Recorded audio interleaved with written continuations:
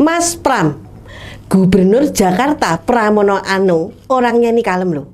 Kalem, nggak meledak-ledak. Dan tampaknya nggak suka cari korban juga. Dia nggak suka cari musuh. Tipikal mantan aktivis, tapi otaknya masih encer dan akalnya tajam. Nah, tapi kalau diperhatikan, ini kalau diperhatikan loh ya, diperhatikan dengan hati yang damai, dengan hati yang ayem loh ya, bukan sama hati yang dengki. Kalau hati yang dengki itu ya, biasanya kan suka main status sindiran di grup WhatsApp keluarga, ya di keluarga besar. Dan kalau diperhatikan, program-programnya di Jakarta ini loh, itu memang layak bikin warga daerah-daerah lain tuh iri dan berdecak kagum. Iya, yang di daerah lain jangan baper lo ya, jangan baper. Ini iri yang sehat kok, iri yang mendorong untuk berbenah, bukan iri yang bikin nyinyir di kolom komentar. Ini emak cuma mau nyoroti masalah pendidikan aja dulu. Iya toh. Ini emak cuma mau nyoroti masalah yang sangat penting buat anak-anak kita dan generasi muda kita itu.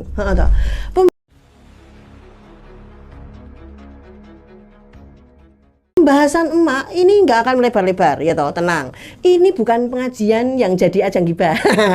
Ini beneran fokus ke substansi loh ya, ini fokus.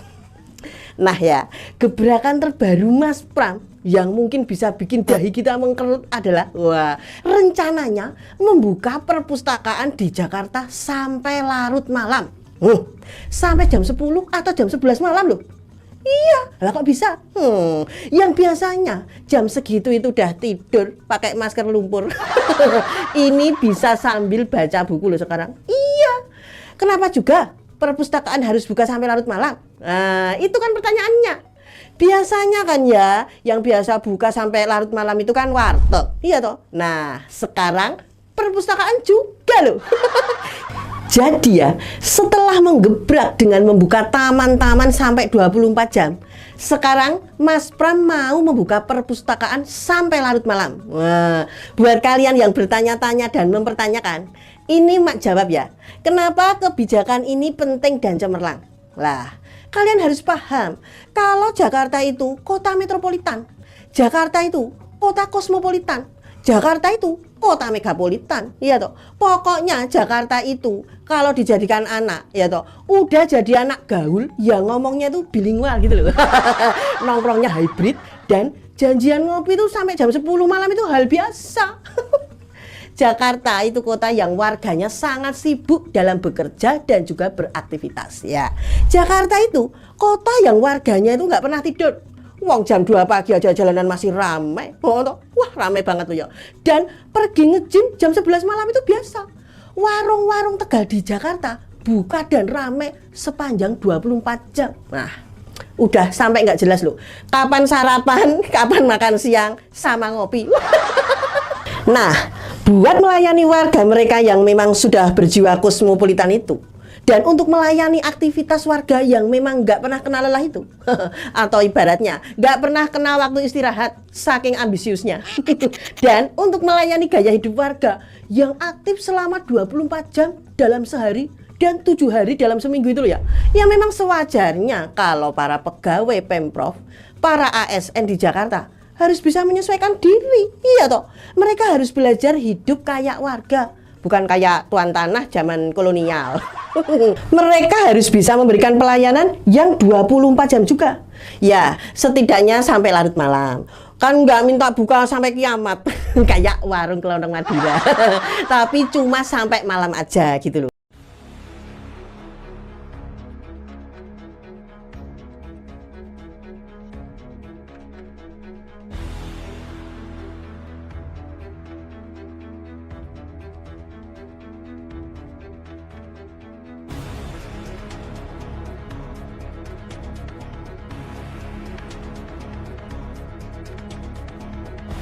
Sebenarnya gitu.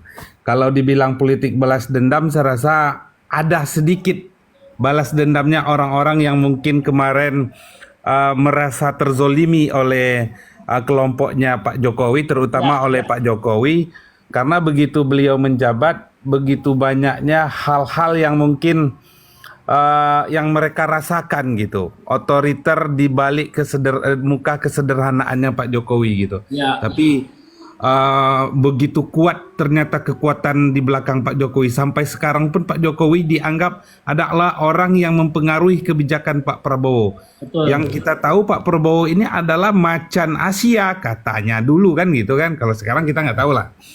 Ternyata enggak gitu. Tapi semacan-macannya Asianya Pak Prabowo dianggap dulu hilang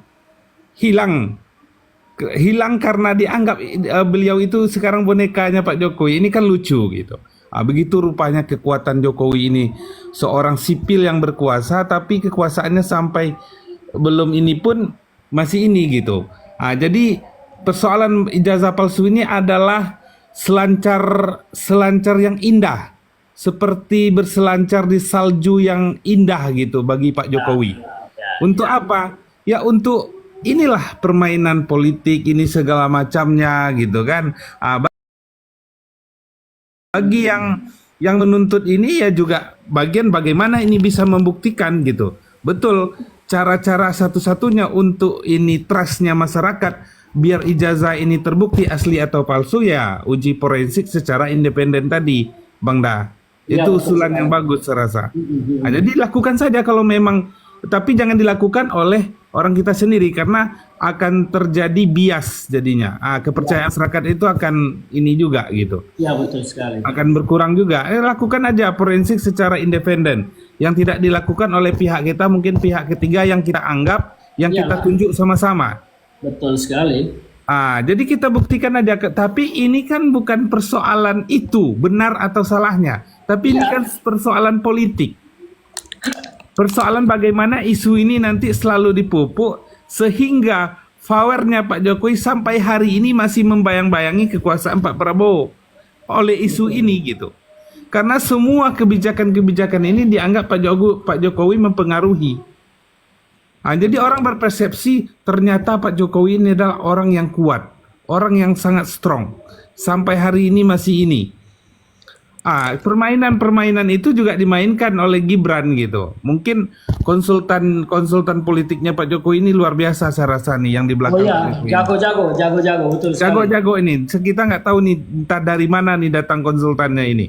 Sehingga nanti Gibran ini juga sering bernari-nari sendiri nih di belakang Pak Prabowo gitu. Ya. Terbuktilah beberapa waktu dia mencoba menunjukkan power yang waktu itu Pak Prabowo kalau kita ingat pergi ke luar negeri, Gibran masih di ini, dibuatlah sebuah lapor Bang Wapres atau Mas Wapres. Lapor Mas Wapres. Itu kan gerakan politik yang saya rasa luar biasa dibandingkan dengan Pak Presiden gitu. Melampaui. Waktu itu dianggap Gibran terlalu maju dan offside soal lapor Mas Wapres dan ternyata sekarang kan program itu tidak jalan juga. Karena mungkin Pak Prabowo sudah mengunci, jangan bergerak terlalu inilah. Kami masih menghargai gitu kan. Saya rasa begitulah bahasa-bahasa kita gitu kan. Jadi ijazah palsu ini bukan soal benar betul palsu atau tidaknya lagi ini, tapi ini bagaimana drama ini bisa dimainkan oleh kelompok-kelompoknya Pak Jokowi. Menikmati sekali saya rasa isu-isu ini gitu. Menikmati sekali karena akan membuat nama mereka akan disebut-sebut sampai nanti pertarungan politik berikutnya. Sampai 2029, betul sekali. Ini nih tujuannya itu gitu. Ini bukan soal mungkin yang kelompoknya menuntut ini memang betul. Mereka betul-betul ingin juga gitu membuktikan apa yang mereka anggap palsu itu. Cuma bagi kelompoknya Jokowi silakan aja. Kan dimain-mainkan. Lihatlah persidangannya enggak terlalu ini gitu. Kayak remeh-temeh gitu. Sehingga merusak tatanan hukum jadinya. Mempertontonkan sesuatu hal yang ini gitu. Ada lagi saya lihat tonton juga tadi Bang Egy Sujana dan kawan-kawan dengan Pak Oto Hasibuan kan. Itu entah sidang lama, entah baru, saya nggak paham juga. Di persidangan itu hakim menyatakan tidak lagi diadakan pembelaan itu melalui secara offline, tapi melalui daring gitu. Ini kan lucu juga nih.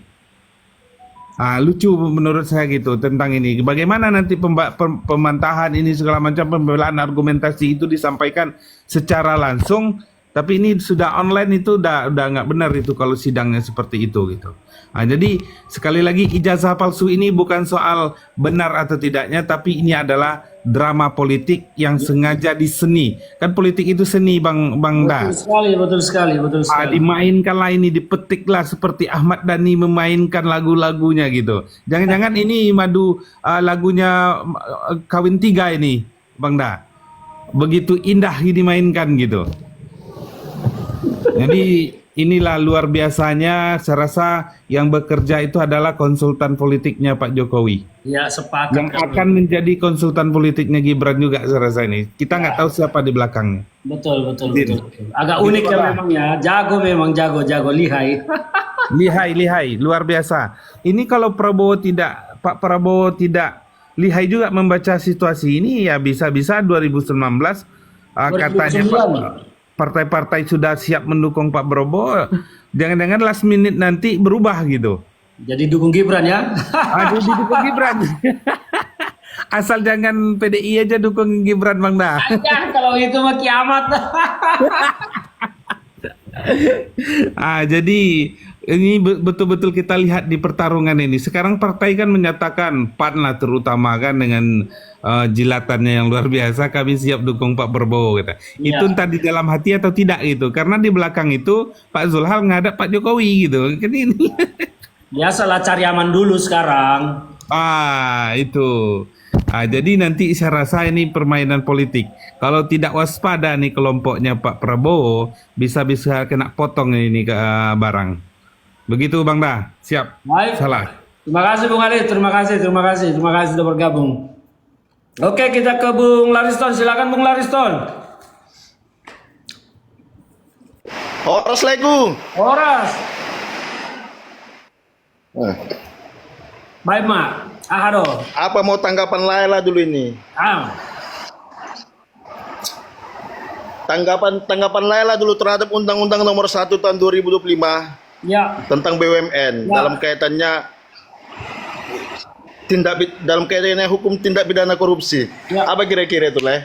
Saya orang yang sedang mempersiapkan gugatan hukum untuk menguji Undang-Undang Nomor 1 Tahun 2025 tentang BUMN, perubahan ketiga tentang Undang-Undang BUMN, terutama pasal 3X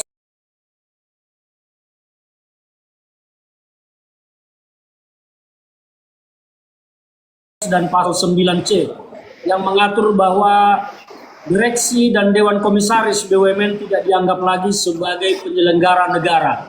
Jadi ini ada yang kontradiktif menurut saya dan anomali.